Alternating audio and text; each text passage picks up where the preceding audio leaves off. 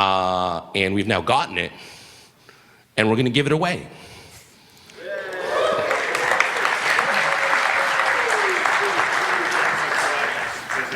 Tell us about ATgeo. Would you like to talk about ATgeo? It's a set of community-supported services for building location-based apps. You build the apps, we host the server. So Skylar has set up a giant server in Canada, powered by hydropower, that has the entire Foursquare Open Places database in it, which is why you need a big server. And if you go to @geo.org, we have a bunch of running services.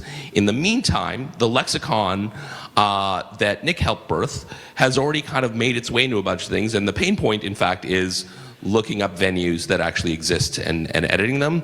So we're super stoked that, one conference should have, we've shipped some things and we have a lot more Geo to build. Maybe helpful with a little permissions and privacy around some of that Geo stuff. All of this supported by the community. Exactly. All supported by the community fund. So yes, if you want to build on that, come find Skylar or hit us up. Awesome. And now we'll hand it to Ted to talk a little bit about our next grantees.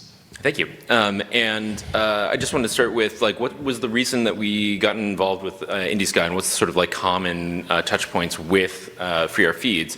The thing that we really landed on was, what are the things that we could do to encourage building outside of Bluesky, other companies? Because the way that we think about this is if there's a credible exit that needs to happen, there needs to be a credible community that you can exit to. That is all of you here. Part of what we've been thinking about for the past year is, how do we help move these conversations along? Where can we get to the questions that haven't been asked yet? And there have been amazing members of the community like Bailey with PDS Mover, who've gotten us past the point of just talking about, theoretically you can move between PDSs, to what is the experience of moving from PDS to PDS actually look like? What happens when you need to move a whole lot of people at once? It's not just technical. It is explaining what is a PDS, what are the steps that you need to take, right? And so these are the conversations we want to be able to facilitate, and also make sure that we can get to that next level, both within this community and with users. So the fund grantees that we are announcing today are Black Sky for better user documentation, particularly focusing on the sorry, not better user documentation. There's literally no user documentation yes. of the app by Bluesky. So Black Sky is going to ship the first version. Can we get a mother heckin' round of applause for that?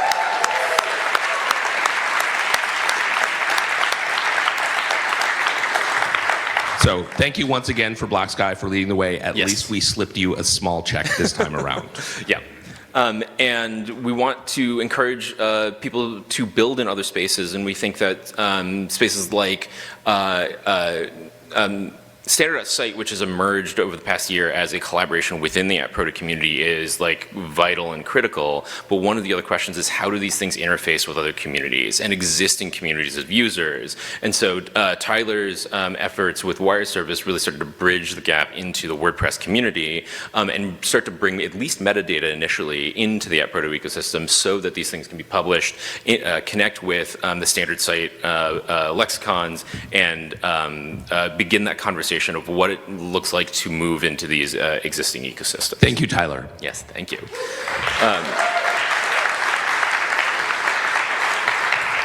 And we also think it's really important to think about these next layers of, as more users come into the ecosystem, how are we cooperating with them? How are we bringing some sense of order or community within these spaces? And so we're going to be giving out 2 grants, one debuff to Trezzy, who's built the game dev labeler and cartridge, which is a system for being able to ingest information from labelers and other sorts of systems and take action on all lexicons in the AppProto ecosystem, not just the Bluesky lexicons, and also Skywatch from Mountain Herder, Julia, and in order to work on the general threat intelligence problem, right? These are, if we're talking about community moderation, what are the infrastructure that we are going to have to be able to share signals and be able to communicate the things that we're observing out in the world so that app views and labelers can actually make better decisions about what's going on in the atmosphere. Thank you, Trezzy and Mountain Herder. Yeah. So I will hand it back to us. So these are relatively small grants, 2,500 USD each. We'll put that up and announce it, and also put links where you can make those dollars grow with those 4 entities as well. I know that Patrick, hi remote Patrick, has long talked about, please, please, please, give us a GitHub sponsor link, give us something like that. We know it's not a lot, but people actually do want to vote with their dollars and with their energy for what you're doing for the community, and we really appreciate it. We did a little founders and funders session yesterday, broadly speaking about funding. Dietrich participated in that. He was one of the first people that said, yes, I'll come along. And I wanted to highlight these things. Burrito.space, you can easily find it in the last couple of posts. So, like cheese and cultures, the ecosystem is delicate. There's a lot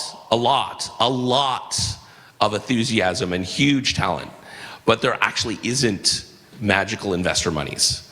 The grant options are thin, many first-time founders, many don't want investor investment. Few other options. The macro environment is a touch scary. So this is a collective challenge. We can just do things. Maybe we can just pay for things if we pool it across enough things. Gander, as an example, did a crowd equity raise and had 2,000 individual Canadians invest because there was a demand of saying we need this sort of thing ourselves. So that's an example. If you're using something for free, it can go away. Fig this morning said, asterisk, it turns out this stuff is getting cheaper and cheaper to run, but we need that diversity. We need more things running. The operator may be struggling, or maybe just doing it because they still think it's an obligation that they started. To those of you running infra, please add a payment tier.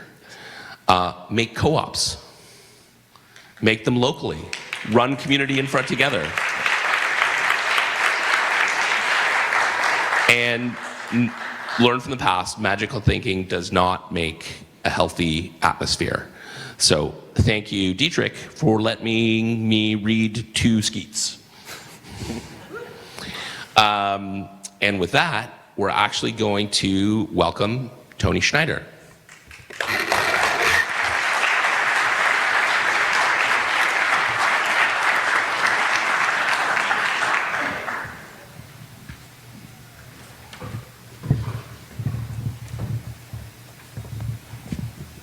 Thank you. Hi, everyone. I'm Tony. I'm the new CEO of Bluesky, and as someone who grew up in Switzerland, I appreciate all the cheese talk that just happened. I am 3 weeks into my new job. I spent the first 2 weeks getting onboarded into Bluesky, and the last couple of days getting onboarded into the atmosphere, I feel like. And the first thing I want to say is thank you to all of you. Everybody I've met in person has been extremely nice and welcoming, and I'm getting a sense of this community. You're all working on something really important, but you're doing it with a lot of collaboration and grace and a sense of humor, and I really appreciate it. I usually don't like being up on stage, but Boris and Ted convinced me that it would be a good idea to introduce myself to you, because I did join the Bluesky leadership team, and Bluesky is the biggest company in the atmosphere. We hope that changes in the future. We would love to be a small slice in a giant pie that we all make together, but for now we are biggest, and you should know who the people are behind this company. The most important thing I want to tell you is that I love AdProto in the atmosphere. We're not changing anything. We're going to continue to support this community and the things you're building with all the levers that are available to us. So me arriving and taking over from Jay doesn't mean any change in that. We're completely behind what you're building. We don't want to just build a company. We want to help a whole ecosystem emerge. And the other thing I wanted to do is just tell you a little bit about myself. Like I mentioned, I actually was born and raised in Switzerland. I moved to California to study computer science, go to college there. And then I stayed. I joined a startup. I got married. I started a family. The startup was bought by another startup. And then a bunch of us started a company together. And that was my first time as a CEO. And then that led to probably the most formative job I've had in my career so far. And it's when I was the founding CEO of a company called Automatic, which was the company behind WordPress.com. And I remember early WordPress days. This is now 20 years ago. A room not dissimilar to this, a few hundred people. In that case, it was bloggers and open source developers. And there was something special in the air. We really felt like, in the case of WordPress, it was decentralized publishing that we thought could be something really big. And I remember at the time, people told me, especially investors, that you have a choice to make. You can either build an open source community or you can build a company, but you can't do both. And we thought, actually, we want to do both, and we did one better. WordPress continued to thrive to this day, 20 years later. It's huge. It now incredibly powers over 40% of all the websites on the internet, thriving as an open source community. And we didn't just build one company, we helped build a whole ecosystem that is now also very big.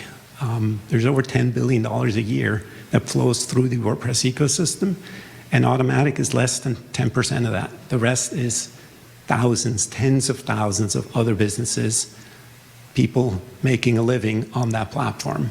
So I've seen that happen. I know it's possible to build not just a company on an open ecosystem, but lots of companies and lots of people being able to make a living. And my hope is that I can bring some of that experience to this community, because I believe that the people who are building the atmosphere, people who are coming up with the ideas and the systems and the products and are building the community should be able to do so and actually make a living at it.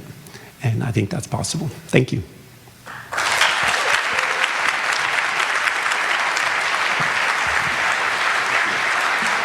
Thank you, Tony. Whew. Simple, easy, after party at Junction. Eva has gone ahead and they've organized some local DJs for us. At 7:30 p.m., DJ Cassis back-to-back with Earthware. Links are posted on the account. 8:30 to 9:30 p.m., DJ Trance Rights. And then a friend of mine, Ian, who works at OZ Space. Those of you who managed to come by, I think we're going to get him to do some of his video DJing as well. Tomorrow, doors at 8:30 a.m., so make your choices regarding after party night. You will be downtown. It's going to be a little bit full. We're going to have food there. You could go out and eat and join us midway through. There'll be some finger food. You could come for a while, etc. All of these options are open for you. We keep getting amazing weather, and I hope I haven't jinxed us. This is the end of your day one. Please join us at 9 a.m. NPMX crew are going to be kicking us off. So happy to have them joining us. Thank you, and see you in about an hour and a half.